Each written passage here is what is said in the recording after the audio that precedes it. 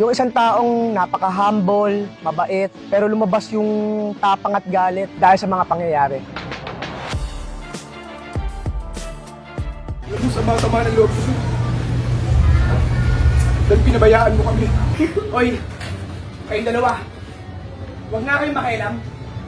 Buhay ko to. Respeto tayo. Ay, hindi sila karapat-dapat respetuhin. Yung putang na loob sa mga gerero. Pumabigyan natin ng hustisya ang pagkamatay ni Kuya David. Hindi totoo yan! Naniwala ka naman! Nagpauto ka naman!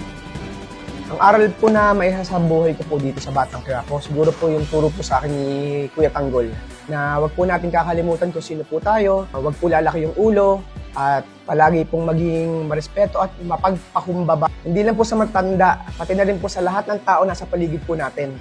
Dito po kasi sa Batang Quiapo, ang turo po kasi ni Kuya Tanggol, dapat lahat tayo pantay-pantay. Walang mayaman o mahirap, di baling nahihirapan po tayo. Ang importante, nagagawa po natin yung mga bagay na pinagpagawa po sa atin. Bilog po ang mundo, di ba? Hindi naman po palagi nasa baba tayo. Diyos po ang magtataas sa atin. Ang hindi ko po makakalimutang eksena, siguro po yung binaril ko po si Kuya Tanggol. Nang hindi lang isang beses, nang paulit-ulit po. Naalala ko rin po yung eksena po namin ni Erica, yung inihan po siya. Yung nakita ko pong duguan siya sa pagkakabar sa kanya. Sa huli ko na lang po nasabi sa kanya na mahal ko po siya. Sobrang hirap po ng eksena, sobrang sakit po para sa akin ng eksena na yun. At hindi ko rin po makakalimutan yung eksena po namin ni Anika, yung naging love team po namin. Nag-uumpisa pa lang po kasi ako mag-boxing nun. Tsaka hindi po madali yung karakter ko dito sa Batang Quiapo. Siya po yung naging parang nagpagaan po ng mundo ko nun, yung mga panahon na yun. Yung dating mabait na bumuhos bigla yung galit dahil po sa mga pangyayari. Lalo na po yung napunta po ako sa mga gerero. Napapanood nyo naman po, di ba, yung mga ginagawa po namin mga eksena ni Kuya Jake na halos lagi po kami nag-aaway, halos po magpatayan na po kami sa eksena namin. Dami po talaga nangyari. At oo nga po pala, gusto ko pong pasalamatan ng aking napakahuhusay ng mga direktor. Simula po kay Direk Darnel Villaflor, Direk Richard Somes, at kay Direk Malu Sibilia. Maraming salamat po sa mga oras na binigay niyo po sa akin, sa walang sawang paggabay niyo po sa akin, sa lahat po ng tinuro niyo po sa akin. Maraming salamat po, Direk. Mahal na mahal ko po talaga kayo. Thank you po talaga. Thank you, Direk. At nagpapasalamat din po ako sa lahat po ng crew ng CCM Film Production, sa lahat po ng nag-aayos po ng damit namin, sa mga wardrobe, sa lahat po ng makeup artist namin, sa lahat po ng nagbibigay ng mga pagkain po namin, at sa mga marshal po namin na nagbibigay po ng protection sa amin. Maraming salamat po. Mamimiss ko po kayo lahat. Ay, Ma'am Ayla, salamat din po sa inyo. Isa po kayo sa nagpatibay po ng loob ko. Thank you po sa tiwala at suporta niyo po sa akin.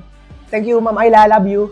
Kuya, maraming salamat po sa pagbibigay niyo po sa akin ng pagkakataon para po ipakita sa mga tao na kaya ko pong lumaban sa hamon ng buhay. Hindi lang po ito sa Batang Quiapo, pati rin po sa totoong buhay. Para bang binigyan niyo po ako ng panibagong buhay na kaya ko pong ipagmalaki sa lahat. Sa CCM Film Production, maraming salamat po sa tiwala at suporta niyo po sa akin. Kahit gaano po kahirap ang trabaho natin, tinulungan niyo po ako para mapadali po ang trabaho natin. Saludo po ako sa walang sawang pag-asikaso niyo po sa amin, sa akin, at sa lahat po ng staff and crew, sa lahat po ng buo ng Batang Quiapo, sa lahat po ng gumabay sa akin, sa mga direktor ko po, sa mga cameraman.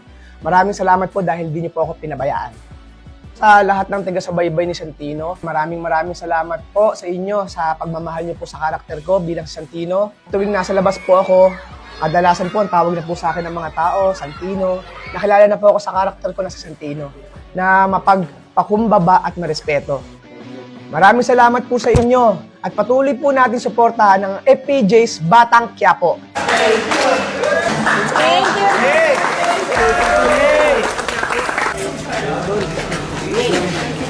Ako nga po pala si Ron Martin, gumaganap na Santino sa Batang Quiapo.